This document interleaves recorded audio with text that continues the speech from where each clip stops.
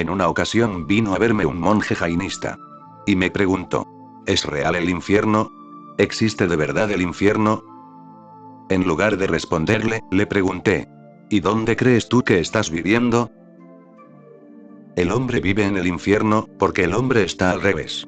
No necesitas ir a ningún estúpido profesor de yoga para aprender la postura cabeza abajo, porque ya la estás practicando. Todo está trastornado. Te han estado aturdiendo durante siglos. Y en tu interior, en lugar de crearse un cosmos, se ha creado un caos. Eres una especie de locura. Todo lo que piensas que es normal no es normal en absoluto. Te parece normal porque has estado viviendo con gente desde tu niñez, y has comenzado a pensar que esa es la única gente que existe, y que por consiguiente, debe ser gente normal. Es como si alguien hubiera nacido en un manicomio y desde el principio solo hubiera conocido a gente loca. Pensará que se trata de gente normal. De hecho, si alguna vez se encuentra a una persona que esté en su sano juicio se quedará perplejo, no podrá dar crédito a sus ojos. Pensará que esa persona se ha vuelto loca. El hombre es un caos. Deja que esta idea penetre profundamente en tu corazón, porque solo entonces surge el deseo de crear un cosmos a partir de ese caos. En el momento en que te das cuenta de que estás cabeza abajo, sucede algo muy importante. Ahora ya no puedes seguir cabeza abajo. Tienes que hacer algo, es inevitable. Tienes que actuar. Y ese mismo actuar se convierte en religión. La religión está en contra de la sociedad, porque la sociedad se nutre de la llamada locura normal de la gente. La sociedad quiere que sus miembros sean anormales, solo así pueden ser explotados, solo así pueden ser reducidos a máquinas, solo así pueden ser convertidos en esclavos, y lo son de buena gana, sin provocar ninguna revuelta. Durante miles de años el hombre ha vivido preso. A esas prisiones les han puesto bellos nombres. Les llaman iglesias, religiones, ideologías.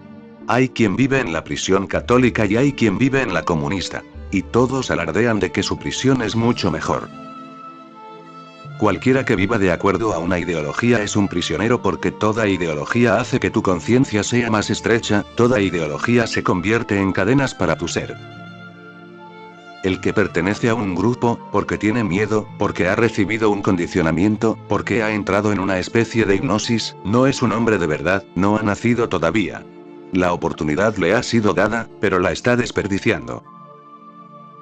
Te han enseñado valores que no son valores de verdad. Te han enseñado cosas que básicamente son venenos. Por ejemplo, te han enseñado a no amarte a ti mismo. Y te lo han repetido tantas veces, que la cuestión parece ser un simple hecho, una verdad.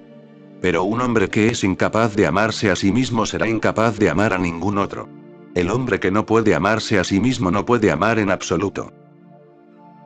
Te han enseñado a ser altruista y a nunca ser egoísta. Y la cosa aparenta ser muy hermosa, pero solo lo aparenta. En realidad, esa enseñanza está destrozando tus raíces. Solo una persona verdaderamente egoísta puede ser altruista. Uno que no está enraizado en sí mismo, que no es egoísta, tampoco tiene interés en ningún otro. Si no puede quererse a sí mismo, ¿cómo va a querer a otro? Una persona así es un suicida. Naturalmente, se convertirá en homicida. Tu sociedad entera, hasta ahora, ha sido una sociedad de asesinos. Unos cuantos cometen suicidio, se hacen santos. Algunos más se dedican a cometer asesinatos, llegan a ser grandes políticos, grandes líderes. Genghis Khan, Nadir Shah, Tamerlán, Alejandro Magno, Napoleón, Adolf Hitler, Stalin, Mao. Pero los dos tipos de personas son neuróticos, los dos están enfermos. Hay que enseñar nuevos valores. Los sutras de Atisa te ayudarán inmensamente. Atisa es un verdadero revolucionario, un verdadero hombre religioso, un hombre que sabe. No por las escrituras, sino por su propia experiencia. Un hombre que ha mirado a lo profundo de la miseria del ser humano, un hombre que está tan lleno de compasión, que quiere ayudar, que quiere servir de ayuda a la humanidad sufriente.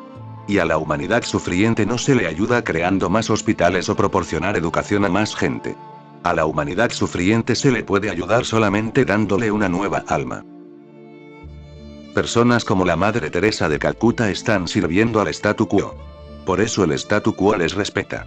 A esa gente le dan medallas de oro, premios, distinciones, y la sociedad cree que la Madre Teresa es el símbolo de la verdadera santidad.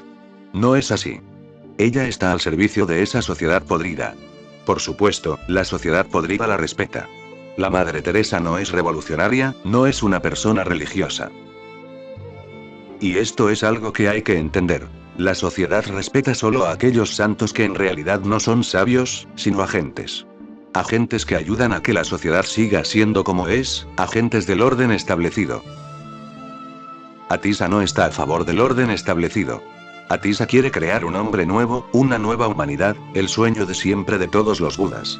Los sueños de los budas todavía no se han hecho realidad. Aquí estoy yo, soñando de nuevo el gran sueño de alumbrar un hombre nuevo. Tú eres mi esperanza. Atisa estaba esperanzado con sus discípulos de la misma manera. Estos sutras no fueron escritos como se escribe un libro. Estos sutras fueron entregados a sus discípulos para que meditaran sobre ellos. Ahora intenta comprender los sutras de Atisa. Atisa dice: ejercítate imparcialmente en todas las áreas. Es importante haberse ejercitado con gran intensidad en todos los aspectos de todas las cosas. Lo primero es imparcialidad. Uno no debe tener prejuicios. Y todo el mundo los tiene. Y el no tener prejuicios es un requerimiento básico para llegar a tener una visión más grande. Para salir de las prisiones, lo primero es dejar los prejuicios, prejuicios que se llaman hinduismo, prejuicios que se llaman islamismo, prejuicios que se llaman cristianismo. Uno tiene que dejar todos los prejuicios. ¿Cómo vas a saber jamás qué es la verdad si ya has decidido lo que es? Si operas desde una conclusión, nunca llegarás a la verdad. Nunca. Es imposible. No empieces aceptando a priori que algo sea verdad, no empieces con una creencia. Solo así emprenderás una búsqueda sincera.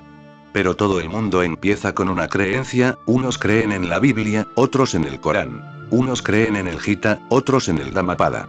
Y todos empiezan con la creencia. Creencia significa que no sabes, pero no obstante, aceptas algo como verdad. Ahora tu único esfuerzo será demostrar que ese algo es verdad. Eso se convertirá en tu manía personal. Toda creencia se convierte en manía personal. Tienes que demostrar que aquello en lo que crees es verdad. Si no lo es, vives en el error. Si lo es, estás en el buen camino. Y todo el mundo es un cúmulo de creencias y nada más. Recuerda, todas las creencias son estúpidas. No estoy diciendo que esas creencias sean básicamente falsas. Puede que no lo sean, puede que lo sean, pero creer es estúpido. Saber es inteligente. Quizá cuando llegues a saber, descubras que se trata de lo mismo que te habían dicho que creyeras. Pero aún así, creer en ello es incorrecto, y saberlo es correcto. Porque una vez que crees en algo que no sabes, ya has empezado a acumular cierta oscuridad a tu alrededor que no te ayudará a saber, Ya has empezado a convertirte en alguien bien informado. Y el saber no les sucede a aquellos que están bien informados, sino a los inocentes. El saber sucede en aquellos ojos que están absolutamente limpios del polvo de la erudición. Lo primero es, dice Atisa, sé imparcial, empieza sin ninguna conclusión, empieza sin ninguna creencia a priori.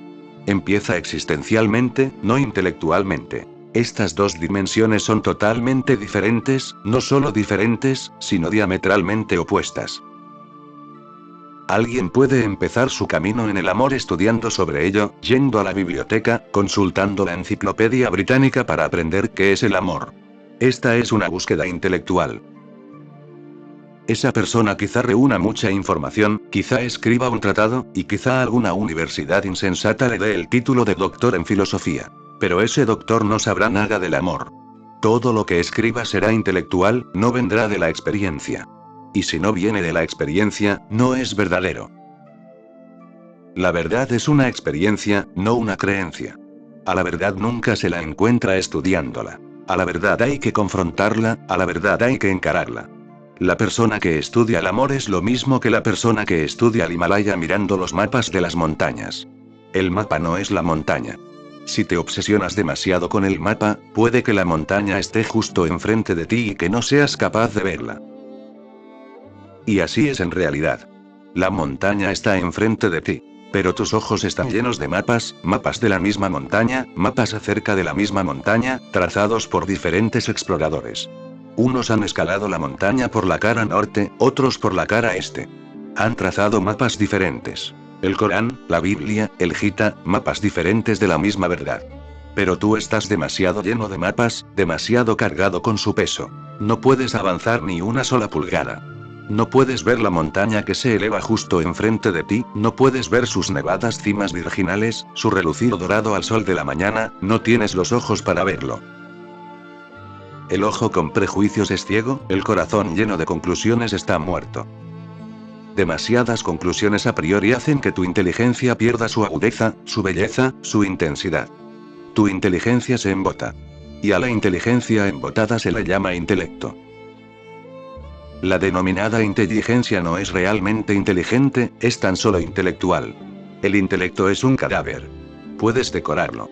Puedes adornarlo con maravillosas perlas, con diamantes, con esmeraldas. Pero aún así, un cadáver es un cadáver. El estar vivo es una cuestión totalmente diferente. La inteligencia es la cualidad de estar vivo. La inteligencia es espontaneidad, es permanecer abierto, es vulnerabilidad, es imparcialidad, es la valentía de operar sin conclusiones. ¿Y por qué digo que es valentía? Porque es valentía. Porque cuando operas basándote en conclusiones, la conclusión te protege, la conclusión te ofrece seguridad, garantía.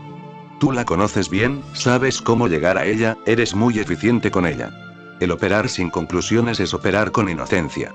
Ahí no hay seguridad, te puedes equivocar, te puedes extraviar. El que esté dispuesto a emprender la exploración llamada verdad tiene también que estar preparado para cometer muchos errores, muchos fallos. Tiene que ser capaz de arriesgar. Uno puede perderse. Pero así es como se llega. Perdiéndose muchas veces, uno aprende a cómo no extraviarse. Cometiendo muchos errores, uno llega a saber lo que es un error y cómo no cometerlo. Sabiendo lo que es un error uno se acerca más y más a lo que es la verdad. Se trata de una exploración individual. No puedes partir de las conclusiones de los demás. Por eso Atisa dice, ejercítate imparcialmente en todas las áreas. Es importante haberse ejercitado con gran intensidad en todos los aspectos de todas las cosas. Lo segundo que él dice es, vive la vida de forma tan multidimensional como te sea posible, no vivas unidimensionalmente. Los monjes, las monjas y los llamados sacerdotes han vivido desde siempre unidimensionalmente.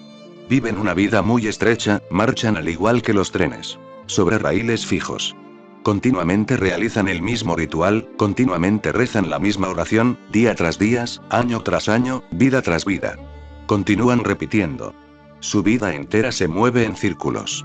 Y no son personas florecientes, no lo pueden ser. El florecimiento viene de vivir la vida en todas sus dimensiones. La persona religiosa tiene que explorar de todas las maneras posibles, tiene que experimentar la vida en todos sus sabores. Dulce y amargo, bueno y malo. La persona verdaderamente religiosa será muy experimentadora. Experimentará con la música, experimentará con el baile, experimentará con la poesía, con la pintura, con la escultura, con la arquitectura. La persona religiosa irá experimentando con todo, con lo que esté a su alcance. Será un niño que lo explora todo. Y ese explorar hace que tu vida interna se enriquezca. ¿Sabías que todos los grandes descubrimientos los hace gente que no es unidimensional? La gente unidimensional no podrá nunca hacer descubrimientos, es imposible, porque el descubrimiento sucede solo por hibridación. Un matemático comienza a escribir poesía. Ahora puedes estar seguro de que algo va a suceder. Su formación es la de un matemático, su enfoque es el de un matemático, y empieza a escribir poesía. Ningún poeta podrá escribir poesía como la que él escriba. Su poesía será algo nuevo, porque en ella se filtrará algo de las matemáticas. Y el que las matemáticas y la poesía se encuentren es hibridación. Los científicos dicen que los niños nacidos de padres de diferentes razas son más fuertes, más hermosos, más inteligentes. Pero el hombre es tan estúpido que nunca aprende. Todo el mundo sabe que es bueno cruzar un toro inglés con una vaca india. Eso está perfectamente bien, y se lleva a cabo. Pero en lo que respecta al hombre seguimos siendo estúpidos. Sería hermoso que la gente de diferentes razas se casara entre sí. Gente con diferentes orígenes, gente de diferentes culturas. Un siberiano que se case con alguien de África, ahí va a suceder algo, algún milagro. Mi sugerencia es, como dentro de pocos años vamos a descubrir otros planetas, planetas donde la evolución habrá llegado casi hasta el punto en el que nos hallamos en la Tierra, o donde la evolución haya superado la de la Tierra, mi sugerencia es que se celebren matrimonios interplanetarios. Entonces empezarán a suceder milagros. Un marciano que se case con una persona de Puna. Ahí va a suceder algo. Algo verdaderamente nuevo, algo que jamás había sucedido. Atisa dice. Experimenta. Experimenta en todas las dimensiones que estén a tu disposición. Hazte jardinero, hazte zapatero, hazte carpintero, eso es lo que va a suceder en mi comuna. Todas las dimensiones tienen que estar disponibles. Y la gente tiene que experimentar y disfrutar y explorar. Cuando haces un trabajo científico, no solamente sucede algo en el mundo exterior. Cuando haces un trabajo científico, sucede algo dentro de tu consciencia. Tu consciencia empieza a tomar forma, una forma científica. Si el científico empieza a pintar, entonces la pintura llevará algo de la ciencia. Y si el pintor se hace físico, ciertamente su visión alumbrará nuevas cosas. Todos los grandes descubrimientos hasta ahora los ha hecho gente que había recibido una formación para otra cosa. Pero esa gente tuvo el suficiente coraje como para entrar en territorios nuevos, territorios donde no eran profesionales. Aquellos con menos coraje permanecen aferrados a las cosas que mejor saben hacer. Y siguen haciéndolas toda su vida. Y cuanto más las hacen, más eficientes se vuelven, y cuanto más eficientes se vuelven, menos capaces son de intentar algo nuevo. Un país se mantiene vivo solo si la gente es multidimensional. Estados Unidos es ahora el país más vivo del mundo, por la sencilla razón de que la gente lo intenta todo. Desde las matemáticas a la meditación. Todo se intenta. Estados Unidos está a punto de dar un gran paso. Si en alguna parte va a suceder un gran paso, va a ser en Estados Unidos. No puede ser en India. En Estados Unidos la gente cambia de trabajo.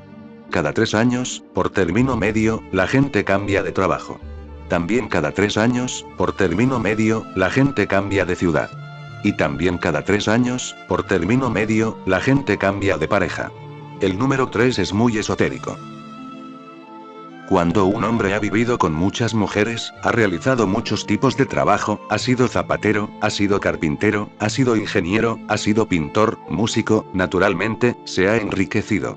Cada mujer con la que ha vivido le ha aportado un color diferente, y cada trabajo que ha hecho le ha abierto una nueva puerta hacia su ser. Poco a poco, muchas puertas de su ser se abren. Su consciencia se expande, ese hombre se hace inmenso, enorme. Eres tu experiencia.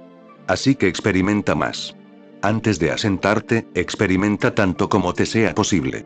La persona de verdad nunca se asienta, vive siempre sin hogar. La persona de verdad es siempre un viajero, un vagabundo del alma. La persona de verdad está continuamente a la búsqueda, sigue inquiriendo, aprendiendo. Nunca llega a ser alguien que ya ha aprendido. No tengas prisa por terminar de aprender, sigue aprendiendo. Ser alguien que ya ha aprendido es feo, seguir aprendiendo posee tremenda gracia y belleza, porque seguir aprendiendo es la vida misma. Ejercítate imparcialmente en todas las áreas. Es importante haberse ejercitado con gran intensidad en todos los aspectos de todas las cosas. Lo que estés aprendiendo, apréndelo totalmente. No dejes que se convierta en un asunto de llegar y salir corriendo, métete en lo que estés aprendiendo como si aquello fuera tu vida entera. Juégate el todo por el todo. Sé total en todo lo que hagas, porque solo al ser total se aprende. Solo se te revelan los misterios cuando estás totalmente envuelto en algo. Si estás totalmente enamorado, entonces el amor revela sus misterios. Si eres total en la poesía, entonces el mundo de la poesía te abre su corazón. Si amas algo totalmente, esa es la única manera de tener una relación de afinidad con la dimensión a la que me refiero. Así que sé total, y ve hasta lo más profundo. No solo nades en muchos ríos, hazte buceador, ve hasta el fondo de todas las cosas, porque cuanto más profundo vayas en algo, más y más profundo te harás tú. Las profundidades atraen a las profundidades, las alturas llaman a las alturas. Lo que hacemos en el exterior sucede simultáneamente en el interior. Esta es ley fundamental de vida. Atisa dice. Disciplínate en muchas cosas, sé total, ve a lo profundo, ve hasta las raíces mismas de todo, porque los secretos están en las raíces, los secretos no están en las flores. Las flores son solo expresiones de alegría, pero los secretos no están ahí. Los secretos están escondidos en las raíces, los secretos están siempre escondidos en la oscuridad. Tendrás que ir a las profundidades oscuras, solo entonces conocerás los secretos. Y cuanto más experimentes la vida de manera multidimensional, más se enriquecerá tu alma. Está en tus manos. Puedes enriquecer tu alma o llevar una vida pobre. Millones de personas viven en la pobreza, y no me refiero solamente a la pobreza externa. Conozco a ricos que son tan pobres que a veces hasta los mendigos son más ricos que ellos. Conozco a ricos que pueden costeárselo todo pero nunca han experimentado con nada. Ricos que están vegetando de manera confortable, que están sencillamente muriendo poco a poco, teniendo una existencia confortable, pero sin vivir. No tienen intensidad, ni chispa, ni llama, ni fuego, una vida fría. Vivirán confortablemente y morirán confortablemente, pero de hecho nunca habrán vivido. ¿Y uno que nunca no ha vivido, cómo puede morir? La muerte es el misterio último. El regalo se entrega solo a aquellos que han vivido intensamente, a aquellos que han hecho arder la antorcha de la vida por los dos extremos a la vez. Solo entonces en algunas ocasiones sucede que en un simple momento de intensidad se revela la vida entera. En un simple momento de total intensidad, la eternidad entera te abre las puertas, Dios te da la bienvenida.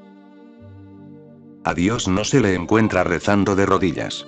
A Dios no se le encuentra en los templos y en las iglesias. A Dios se le encuentra viviendo intensamente. Una vida con profundidad. Una vida con profundidad y con totalidad. Y una muerte también con profundidad y con totalidad. Vive totalmente y muere totalmente, y Dios será tuyo y la verdad será tuya. En el segundo sutra Atisa dice: medita siempre sobre objetos específicos. Lo primero. Con meditación, Atisa nunca quiere significar concentración, recuerda. La concentración y la meditación son polos opuestos. La concentración reduce la mente. Concentrarse es enfocarse en un punto. La concentración incluye tan solo algo y excluye todo lo demás. La meditación lo incluye todo, no excluye nada. La meditación no es una reducción de la mente, es una expansión de la consciencia. La concentración es de la mente, la meditación es de la consciencia. La concentración es mente, la meditación es no mente. La concentración es tensión. Te hartarás de ella tarde o temprano. No puedes concentrarte por mucho tiempo, es un esfuerzo. Pero uno puede estar en meditación 24 horas al día, porque la meditación es relajación. Así que recuerda, Atisa dice: medita siempre, relajado siempre, sobre objetos específicos. ¿Qué quiere decir Atisa con objetos específicos? La tristeza, la ira, la avaricia, la lujuria, son los negativos. El amor, la belleza, la alegría, la libertad, son los positivos. Empieza con lo negativo, porque tú vives en lo negativo. Cuando estés triste, medita sobre la tristeza. No tengas prisa en librarte de ella, no tengas prisa en ocuparte con alguna otra cosa para poder olvidarla. Eso sería desaprovechar una oportunidad, porque la tristeza tiene su propia profundidad, la tristeza tiene su propia belleza, la tristeza tiene su propio sabor. Vívela, relájate en ella, sé ella, y no hagas ningún esfuerzo para escapar, no hagas ningún esfuerzo para ocuparte con alguna otra cosa. Déjala que esté ahí. Disfruta. Se trata de un florecer de tu ser. La tristeza es también un florecer de tu ser. Y te sorprenderás. Si puedes meditar sobre la tristeza te revelará sus secretos, y sus secretos son de tremendo valor. La tristeza desaparecerá una vez que te los haya revelado. Su trabajo está acabado, su mensaje ha sido entregado. Y cuando la tristeza desaparece, aparece la alegría. La alegría solo aparece cuando, mediante la meditación, la tristeza desaparece. No puede suceder otra cosa. La alegría brota cuando rompes el hielo que la rodea. De hecho, la tristeza es como la cápsula que rodea a la semilla. La cápsula le sirve de protección, la cápsula no es el enemigo. Solo cuando la semilla ha dejado su protección, cuando se ha entregado a la tierra y la cápsula ha muerto puede nacer el brote. En tu interior sucede exactamente lo mismo. Medita sobre cualquier cosa negativa y te sorprenderás de ver que poco a poco, la tristeza se torna alegría, la ira se torna compasión, la avaricia se torna compartir, y así sucesivamente. Esta es la ciencia de la alquimia interna. Cómo transformar lo negativo en positivo, cómo transformar el metal básico en oro. Pero recuerda, nunca empieces con lo positivo, porque no sabes nada de lo positivo. Y muchos van enseñando por el mundo lo contrario, pensadores positivos, les llaman. Ellos no saben nada de la alquimia interna. No se empieza con oro. Si ya tienes oro, entonces, ¿qué sentido tiene el empezar? No necesitas la alquimia. Tienes que empezar con el metal básico. El metal básico tiene que transformarse en oro. Y el metal básico es lo que tú tienes, es lo que tú eres. Infierno es lo que eres. Hay que transformarlo en cielo. Veneno es lo que hay disponible. Hay que transformarlo en néctar. Empieza con lo negativo. Todos los budas han insistido. Ve vía negativa, porque lo negativo trae lo positivo. Y lo negativo trae lo positivo muy fácilmente. No necesitas forzarlo, no tienes que imponértelo. Si empiezas con lo positivo, como los denominados pensadores positivos enseñan, te volverás falso. ¿Qué vas a hacer? ¿Cómo vas a empezar con la alegría? Quizá comiences a sonreír, pero esa sonrisa será pintada. Estará tan solo en los labios, ni tan siquiera será superficial.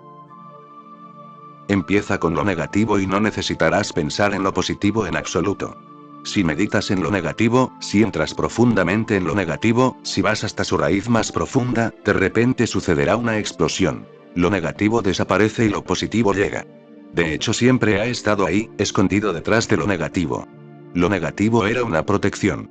Lo negativo era necesario porque no habías hecho méritos suficientes. Lo negativo era necesario para que hicieras los méritos suficientes para recibir lo positivo. El mundo es el polo negativo de Dios. No necesitas renunciar al mundo, solo tienes que estar en él de manera meditativa. Y un día verás que el mundo ha desaparecido y que en su lugar está Dios y solo Dios. Bayazid Bistami, un místico sufí, solía contar en sus últimos años. Al principio preguntaba a la gente, ¿dónde está Dios? Y un día el milagro sucedió y empecé a preguntar, ¿dónde no está Dios? Un día no existía Dios y yo iba preguntando que dónde se hallaba. Al día siguiente solo existía Dios y yo preguntaba, ¿hay algún lugar donde Dios no esté? El mismo mundo, pero tus ojos son ahora diferentes. Tú no eres el mismo. Medita siempre sobre objetos específicos. Empieza con lo negativo y encontrarás lo positivo. Cava un pozo. Al principio solo encontrarás tierra, rocas, basura. Poco a poco llegas al agua. Al principio el agua está muy sucia, después se hace más y más pura. Exactamente de la misma manera, uno tiene que cavar un pozo en su propio ser. El principio tiene que ser negativo y el final es positivo por sí mismo. Tu trabajo tiene que ser con lo negativo. Lo positivo es la recompensa. En el tercer sutra, Atisa dice: no debes preocuparte por otros factores. Atisa dice: cuando estés meditando sobre cualquier tema específico, la tristeza, por ejemplo, entonces sé tristeza, y no te preocupes de nada más, como si nada más existiera. Estate totalmente triste. Saborea la tristeza, pruébala, déjala calar en ti, deja que te empape. Sé tan solo una esponja. En eso consiste la meditación. Sé una esponja. Y cuando un determinado estado emocional esté ahí, empápate de él al máximo, de manera óptima. Cuando medites sobre la tristeza, sé tristeza. Meditar significa sencillamente abandonar la distinción entre el observador y lo observado. Deja que el observador pase a ser lo observado. Abandona la vieja dicotomía de objeto y sujeto. Desaparece en el objeto de tu meditación. No te mantengas distante, no seas espectador. Los secretos no se revelan a los espectadores, los secretos se revelan solo a los que dan el salto, a los que bucean profundamente en algo, a la gente que no se frena a sí misma.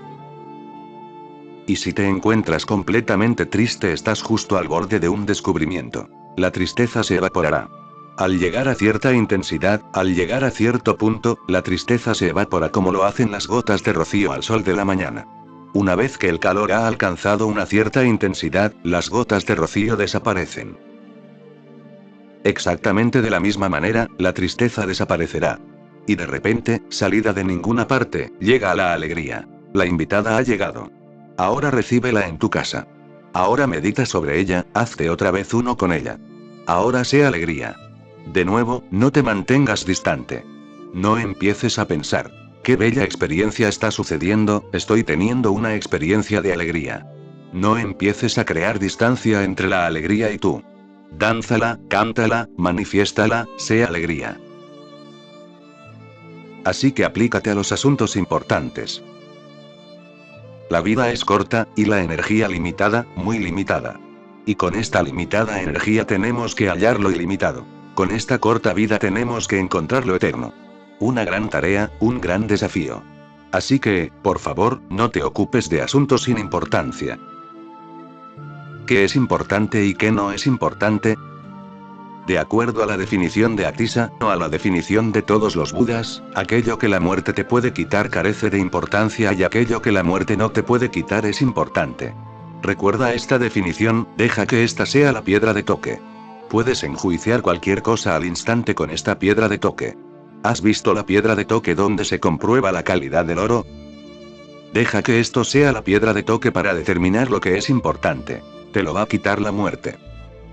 Entonces no es importante. El dinero entonces no es importante. Es útil, pero no importante. No tiene trascendencia. El poder, el prestigio, la respetabilidad, la muerte vendrá y hará desaparecer todo eso. Así que, ¿para qué armar tanto jaleo por ello? Para los pocos días que vas a estar por aquí, esto es un caravasar, es estancia para una noche, y al llegar la mañana emprendemos viaje. Recuerda, solo es importante aquello que puedas llevarte cuando dejes el cuerpo. Esto significa, excepto la meditación, nada es importante. Excepto la conciencia, nada es importante.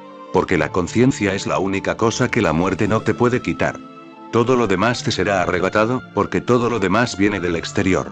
Solo la conciencia nace de dentro. Esa no se te puede quitar.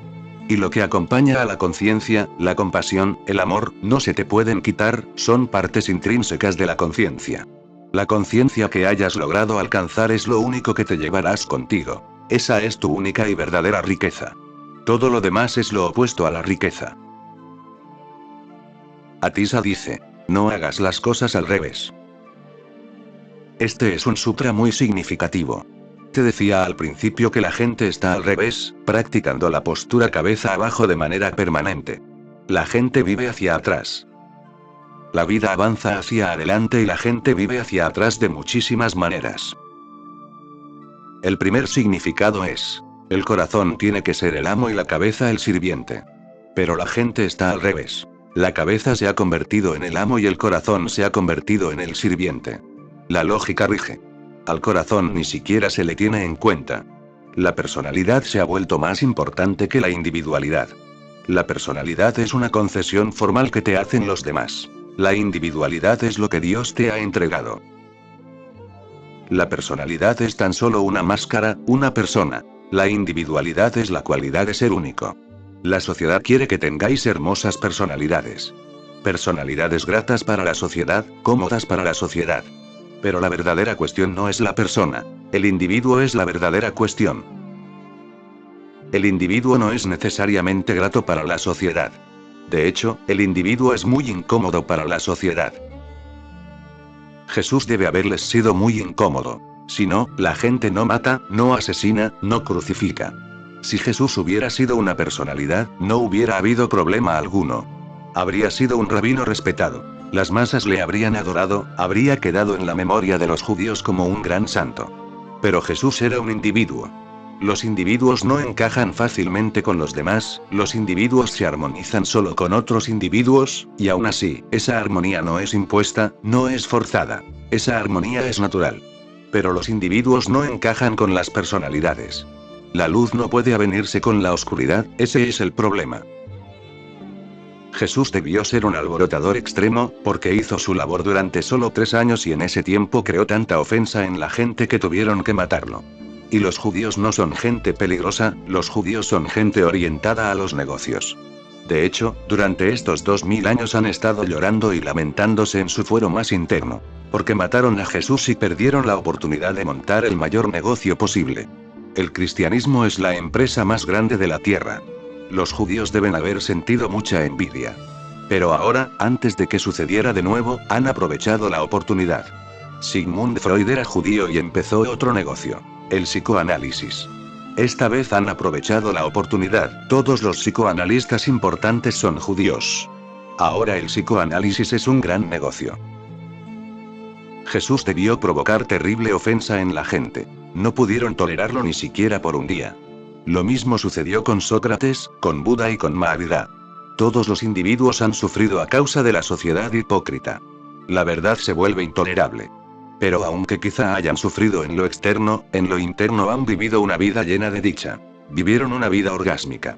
Cada momento de su vida fue un orgasmo, una profunda historia de amor con la existencia. A no ser que empieces a vivir siguiendo el orden correcto, no lograrás ser un individuo, nunca llegarás a ser auténtico. La cabeza es buena, pero solo como sirviente, no como amo. El corazón tiene que ser embellecido. La vida, no han sido una bendición para el mundo. Han sido una maldición. Tus monasterios deberían desaparecer. No necesitamos monasterios. Naturalmente que necesitamos sannyasins, pero estos deben vivir en el mundo, ser parte del mundo. Los sannyasins deben transformar el mundo, pero la transformación básica que tiene que suceder es que se amen a sí mismos. El que no se ama a sí mismo se convierte en masoquista, empieza a torturarse. Y a esos masoquistas se les ha venerado, se les ha considerado como santos a lo largo de los siglos. Y el que es masoquista no puede ser otra cosa que sádico también, porque como se tortura a sí mismo, le gustaría que se torturase a todo el mundo. La tortura se convierte en su sacrificio a Dios. Así que ha habido masoquistas y ha habido sádicos. Y como en la vida no puedes encontrar ninguna condición pura, no podrás encontrar a masoquistas y a sádicos por separado. Casi siempre sucede que la misma persona es las dos cosas. Sadomasoquista. Todo el mundo es así. Has sido condicionado por tus religiones de tal modo que estás en contra de ti mismo y en contra de los demás. Por un lado te torturas con bellas racionalizaciones y por otro, torturas a los demás con bellas racionalizaciones también. La vida se ha convertido en una cámara de tortura, en un campo de concentración. Ya no es una celebración. La vida debería ser una celebración. Si a la naturaleza se le permitiera seguir su curso, la vida sería una celebración. Así que lo último a recordar es, no hagas las cosas al revés. Ve con la naturaleza, no intentes ir contracorriente. Ve con la corriente de la vida. Ve con el río, no lo empujes. No intentes conquistar la naturaleza. No puedes. Así solo vas a destruirla y vas a destruirte a ti mismo en el intento. La idea misma de conquistar la naturaleza es violenta, repulsiva. La victoria no será posible en contra de la naturaleza, la victoria es posible solo con la naturaleza.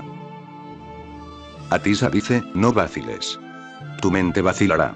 La mente es vacilación, la mente siempre está dudando, la mente siempre está en la situación de ser o no ser. Si de verdad quieres crecer, madurar, si de verdad quieres saber lo que es la vida, no vaciles. Comprométete. Implícate. Implícate con la vida, comprométete con la vida, no seas un espectador. No sigas dudando entre hacer o no hacer. ¿Debería hacer esto o lo otro? Puedes seguir vacilando toda tu vida, y cuanto más lo hagas, más experto te volverás en vacilar. La vida es para aquellos que saben cómo comprometerse, cómo decir sí a algo, cómo decir no a algo, con decisión, categóricamente. Una vez que has dicho categóricamente sí o no a algo, entonces puedes dar el salto, entonces puedes bucear profundamente en el océano. La gente está sentada en la valla. Millones de personas se pasan la vida en la valla aquí o allá, esperando a que venga la oportunidad. Y la oportunidad no va a venir nunca, porque ya ha venido, ya está ahí. Mi sugerencia es que aunque a veces te equivoques al hacer algo, es mejor hacerlo. Porque el día en que sepas que se trataba de un error puedes dejarlo. Al menos habrás aprendido una cosa. Que te has equivocado, y que nunca volverás a meterte en algo parecido. Es una gran experiencia. Es una experiencia que te acerca a la verdad. ¿Por qué la gente vacila tanto? Porque desde la niñez te han dicho que no debes cometer errores. Esta es una de las enseñanzas más importantes en todas las sociedades del mundo. Y es una enseñanza muy peligrosa, muy dañina. Permite que los niños cometan tantos errores como sea posible, con solo una condición: que no cometan el mismo error de nuevo, nada más. Y así los niños crecerán, y experimentarán más y más, y no vacilarán. Si no, aparece el temblor, y el tiempo pasa, el tiempo se escapa de tus manos, y tú sigues vacilando. Veo a muchos que permanecen en la orilla, vacilando. No saben si dar el salto o no. Aquí sucede todos los días. Precisamente el otro día, un hombre joven vino a verme. Durante 3 años había estado dudando si tomar sannyas o no. Le dije, decídete. Sí o no. Y acaba con ello. Y no te digo que decidas que sí, solo te digo que decidas. El no es tan bueno como el sí. Pero desperdiciar 3 años. Si hubieras tomado sannyas hace 3 años, le dije, ahora sabrías si sannyas merece la pena o no. Al menos una cosa estaría decidida. Vacilando 3 años, no se ha decidido nada. Estás en la misma situación, y han transcurrido 3 años. Atisa dice, no vaciles. Adiéstrate en un modo de desconexión. Este es el secreto de la meditación, el último sutra. Adiéstrate en un modo de desconexión. La mente es vacilación. La disciplina de un meditador es llegar a estar tan alerta, a vigilar tanto la mente y sus estupideces, sus indecisiones, sus temblores, sus vacilaciones, llegar a estar tan alerta que te desconectes. Ese es el único propósito del observar. El observar te desconecta. Observa cualquier cosa en la mente y te desconectarás. El observar es una espada. Cuando un pensamiento se mueva en tu mente, obsérvalo. Y de repente verás que el pensamiento está ahí, tú estás aquí, y en medio no hay ningún puente. No observes, y te identificarás con el pensamiento, te convertirás en el pensamiento. Observa, y no serás el pensamiento. La mente te posee porque has olvidado cómo observar. Apréndelo. Cuando mires a una rosa, obsérvala. O cuando mires las estrellas, o a la gente que pasa por el camino. Siéntate a la orilla y observa. Y después, poco a poco, cierra los ojos y ve cómo pasa el tráfico interno. Miles de pensamientos, deseos, sueños, van pasando. Ahí es siempre hora punta. Observa, al igual que alguien observa el fluir del río sentado a la orilla. Observa, y observando te harás consciente de que tú no eres el tráfico interno. Mente es identificarse con el tráfico interno. No mente es estar desidentificado con él. No seas mente, porque de hecho tú no eres mente. Entonces, ¿quién eres tú? Tú eres consciencia. Tú eres ese estar alerta, ese ser el testigo, esa pura observación. Esa cualidad, que al igual que un espejo lo refleja todo, pero que nunca se identifica con nada. Recuerda, no estoy diciendo, tú eres consciente. Estoy diciendo, tú eres consciencia. Esa es tu verdadera identidad.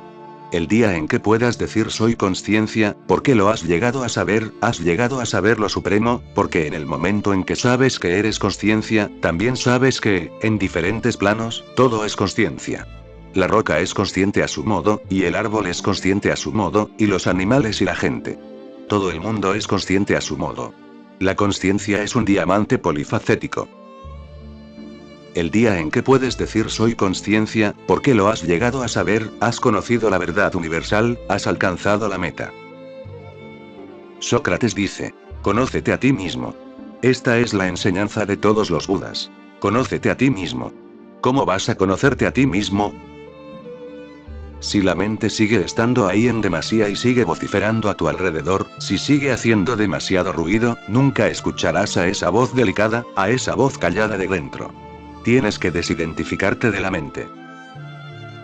George Gurdjieff solía decir, mi enseñanza entera se puede condensar en una palabra, y esa palabra es desidentificación. Gurdjieff tiene razón.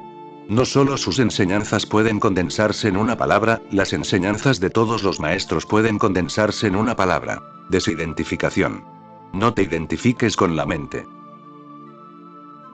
Ese es el significado de Atisa. Él dice, adiéstrate en un modo de desconexión. Disciplínate en la conciencia profunda para desconectarte de la mente. Si llegas a experimentar tan solo un momento de esta desconexión, se producirá el primer Satori. En el segundo Satori te vuelves capaz de desconectarte de la mente siempre que quieras. En el primer Satori, la desconexión sucede accidentalmente. Meditando, observando, un día sucede casi como por accidente. Andabas a tientas en la oscuridad y tropezaste con la puerta. El primer Satori es un tropezar con la puerta.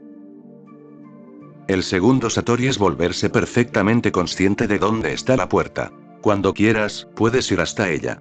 Siempre que quieras. Incluso en el mercado, rodeado de todo su griterío, puedes ir hasta la puerta. Sin mediar un instante puedes crear la desconexión. Y el tercer Satori es cuando estás absolutamente desconectado, tan desconectado que incluso si quieres unirte con la mente no puedes. Puedes usarla como una máquina, separada de ti, pero incluso en el sueño profundo no estás identificado con ella. Estos son los tres Satoris, los tres Samadhis. El primero es accidental, es un tropezar. El segundo es más deliberado, es alcanzar la puerta de manera consciente. Y el tercero es un armonizarse tan profundo con la puerta que nunca le pierdes la pista. La puerta siempre está ahí, siempre está abierta. En Japón a este estado se le llama Satori. En India, Samadhi. En inglés se ha traducido como éxtasis. Esta palabra es hermosa. Literalmente significa colocarse afuera. Éxtasis significa colocarse afuera, colocarse fuera de la mente. El último sutra de Atisa, adiéstrate en un modo de desconexión, es exactamente lo mismo que el significado de la palabra éxtasis. Así que desconéctate de la mente de la que te mantienes afuera. Esa mente está ahí, pero tú no eres ella. Algunos han empezado a traducir también samadhi no como éxtasis, sino como instasis. Eso es bello también, porque samadhi no es colocarse afuera. Es colocarse fuera de la mente, si consideras la mente. Pero si consideras la consciencia, entonces es colocarse dentro. En lo que se refiere a la mente, éxtasis es la palabra correcta, pero en lo que se refiere a la consciencia, instasis es mucho mejor. Aunque los dos significados son aspectos de la misma cosa. Colocarse fuera de la mente es colocarse en la consciencia, saber que no soy la mente es saber que soy la consciencia, Aham Brahmasmi. Ese es el significado del proverbio de los Upanishads. Soy Dios, soy consciencia.